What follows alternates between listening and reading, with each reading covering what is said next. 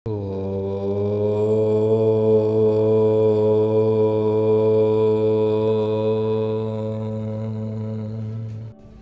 व्यक्ति भगवान से कुछ ना कुछ मांगता ही रहता है, हमेशा कुछ ना कुछ ज़रूर मांगता है। और हर व्यक्ति ने कभी ना कभी अपनी ज़िंदगी में, बचपन में, बुढ़ापे में, जवानी में, कभी भी भगवान से तो कुछ ना कुछ कभी ना कभी मांगा ही होगा।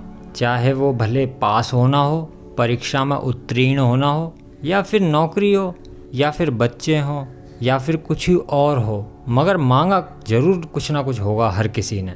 लेकिन मुझे ऐसा लगता है कि मांगने का सलीका किसी को भी नहीं आता, किसी को भी नहीं आता मांगने का सलीका, किसी के पास भी नहीं है कि कैसे मांगा जाता है। और यही कारण है कि मांगने का सलीका ना आने की वजह से वो इच्छा हमारी पूरी भी नहीं हो पाती। लेकिन ऐसी बात नहीं है, बहुत से लोगों की पूरी भी होती है। तो आज हम इसी के बारे में बात करेंगे कि मांगने का सलीका क्या है, मांगा किस तरीके से जाए जिससे कि इच्छा पूरी हो। तो अगर देखा जाए मांगने के सलीके की तरह अगर मांगो, फिर देखो बंदे को क्या नहीं मिलता। देखा जाए तो मांगने का सलीका नहीं आता, वरना हर चीज़ मिल जाती है, क्योंकि वहाँ पर किसी भी चीज़ की कोई भी कमी नहीं है। वहाँ भरपूर मात्रा में हर चीज़ मौजूद है। वहाँ ऐसी कोई भी वस्तु नहीं है, कोई भी ऐसी चीज़ नहीं है जिसकी कमी हो। वहाँ भरपूर मात्रा में सब कुछ उपलब्ध है। बस लोगों को मांगने का सलीका आ जाए तो हर चीज़ मिल जाती है। वहाँ किसी भी चीज़ की कमी नहीं है, सब चीज़ मिलती है। तो इसी पर एक बात याद आई है कि एक व्यक्ति था, बहुत धनी व्यक्ति था, अमीर व्यक्ति था। तो उसके बेटे ने अपने पिताजी से कहा कि पिताजी मुझे एक कार दिला दो। अब उसके पिताजी जो थे वो अमीर व्यक्ति थे। उन्होंने भगवान से प्रार्थना की कि भगवान हमें कार दिला दो। और भगवान की इतनी मेहरबानी हुई कि भगवान ने उन्हें कार भी दिला दी। वो भाई धनी व्यक्ति थे, ले सकते थे कार। अब उसने अपने बेटे को कार दिला दी। अब कार लेने के बाद में बेटा जो है खूब अपने दोस्तों के साथ में पार्टियां कर रहा है, इधर उधर घूम रहा है कार के अंदर। तो बस किसी दिन वह पार्टी करके बस लौट ही रहा था कि रास्ते में उसका एक्सीडेंट हो गया और वह मृत हो गया। तो जिसका वो बेटा था, उसके पिताजी ने भगवान से कहा कि भगवान तूने कार तो दिला दी, लेकिन मुझसे मेरा इकलौता बेटा छीन लिया। तो ऐसी चीज़ मांग के क्या फ़ायदा जिससे कुछ भी कल्याण ना होता हो। क्योंकि जिस चीज़ से जीव का कल्याण ना हो रहा हो तो उस वस्तु का क्या फ़ायदा। क्योंकि मुझे तो ऐसा लगता है कि कल्याण ही सर्वोपरि है और सर्वप्रथम है। जीव को सबसे पहले कल्याण के बारे में ही सोचना चाहिए। और इसी तरह नारद जी को कौन नहीं जानता, नारद जी को प्रत्येक व्यक्ति जानता होगा।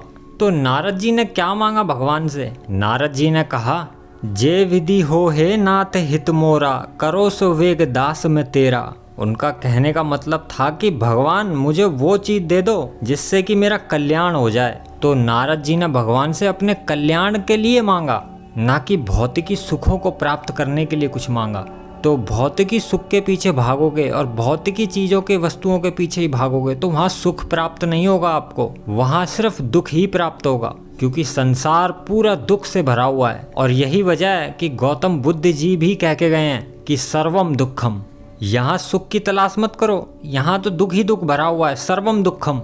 तो ऐसे ही अगर भौतिकी चीज़ों की इच्छा रखोगे, गाड़ियों की इच्छा रखोगे, इसकी उल्टी सीधी चीज़ों मतलब जो भी भौतिकी चीज़ें हैं इनकी इच्छाएं रखोगे तो सुख नहीं मिलेगा आपको, बल्कि दुख ही मिलेगा। सुख हो सकता है शायद पल भर का हो, एक दिन का हो, 2-4 घंटे का सुख मिल जाए, लेकिन उसके बाद तो दुख ही मिलेगा। उदाहरण के लिए कोई मांगता है कि मुझे मोटरसाइकिल मिल जाए, उसके पास में मोटरसाइकिल नहीं है, वो साइकिल पे चलता है, लेकिन किसी दिन उसके पास में मोटरसाइकिल आ जाएगी। तो जब जिस दिन वो खरीद के मोटरसाइकिल लाएगा उस दिन बड़ा ही खुश होगा, बहुत ही ज़्यादा खुश होगा वो। और मोटरसाइकिल पे से उतरेगा नहीं, हर जगह जहाँ वो पैदल जाया करता था, साइकिल पे भी नहीं जाया करता था, वहाँ भी वो मोटरसाइकिल से ही जाएगा। और जहाँ जहाँ वो पैदल घूमा करता था फिर वहाँ मोटरसाइकिल से घूमेगा। और ये जो शौक है, ये जो सुख है, ये ज़्यादा देर तक नहीं टिका रहेगा उसका। एक समय आएगा कि ये फिर नीचे होने लगेगा और सुख जो है वह दुख में बदलने लगेगा। क्योंकि जिस दिन वो मोटरसाइकिल खरीद के लाएगा उस दिन तो उसका सुख जो है उच्च स्तर पे होगा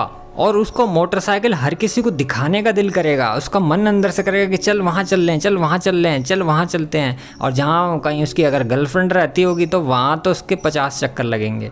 और हर कहीं मोटरसाइकिल खड़ी करेगा, हर किसी से, हर कोई पूछेगा अरे मोटरसाइकिल कितने में ली, बताएगा इतने में ली मैंने, इसमें ये फीचर हैं, ये वो है फलान है ढिकाना, सब कुछ बता देगा वहीं खड़ा खड़ा। लेकिन फिर जब कुछ समय बीत जाएगा और मोटरसाइकिल में जब खराबियाँ आनी शुरू हो जाएंगी फिर उसको दुख का एहसास होएगा।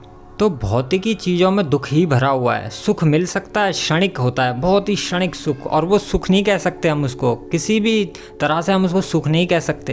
तो व्यक्ति को कभी भी इन भौतिकी चीज़ों के पीछे नहीं भागना चाहिए। अगर व्यक्ति को कुछ मांगना ही है, भगवान से कुछ मांगना ही है, तो अपना कल्याण मांगे, और अपना कल्याण ना मांगे, सर्व जन का कल्याण चाहे, हित चाहे। वो कभी ऐसा ना सोचे कि भगवान मुझे करोड़ों रुपए की संपत्ति मिल जाए, बल्कि उसको ऐसा सोचना चाहिए कि भगवान उनको मिल जाए जिनके पास में कुछ भी ना हो।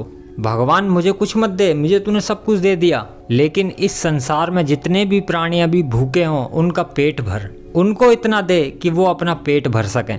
तो व्यक्ति को इसी तरह अपने लिए ना मांगकर दूसरे के लिए मांगना चाहिए, क्योंकि शायद आपको पता हो या ना भी पता हो कि एक हमारे पास एक चीज़ है, और वो है इच्छा शक्ति। हमारे पास में मांगने का सलीका है जो कि अन्य पशु पक्षियों के पास नहीं है।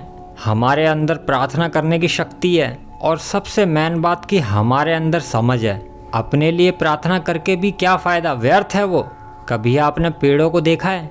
पेड़ों के ऊपर लदे हुए फलों को भी देखा होगा, लेकिन कभी आपने एक चीज़ नहीं देखी होगी कि पेड़ फल अपने खुद नहीं खाते, वे हमेशा दूसरों के लिए ही होते हैं। तो ऐसे ही व्यक्ति को बनना चाहिए कि अपने जीवन में अपने लिए ना मांगकर वो दूसरों के लिए मांगे, तब भगवान स्वयं ही उसको सब कुछ दे देता है।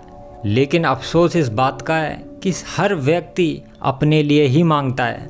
कोई मांग रहा है मेरे बेटे की नौकरी लग जाए, कोई मांग रहा है मेरी बेटी के लिए अच्छा लड़का मिल जाए, कोई मांग रहा है मेरी बीमारी ठीक हो जाए, कोई मांग रहा है मुझे धन मिल जाए, कोई घर मांग रहा है, कोई बीवी मांग रहा है, कोई ज़मीन मांग रहा है, और ऐसे ही प्रत्येक व्यक्ति अन्य अन्य चीज़ें मांग रहे हैं। लेकिन वो सब स्वयं अपने लिए ही मांग रहे हैं, किसी अन्य के लिए नहीं मांग रहे। तो जो भी व्यक्ति मुझे सुन रहा हो, वह व्यक्ति अपने लिए ना मांगकर दूसरे के लिए मांगे। उसके बाद देखो चमत्कार कैसा होता है। प्रकृति आपको बिन मांगे ही सब कुछ दे देगी। तो मांगने के सलीके की तरह मांगो, फिर देखो बंदे को क्या नहीं मिलता। देखा जाए तो मांगने का सलीका नहीं आता, वरना हर चीज़ मिल जाती है, क्योंकि वहाँ पर किसी भी चीज़ की कोई कमी नहीं है, हर चीज़ के भंडार भरे पड़े हैं। ओम नमः शिवाय।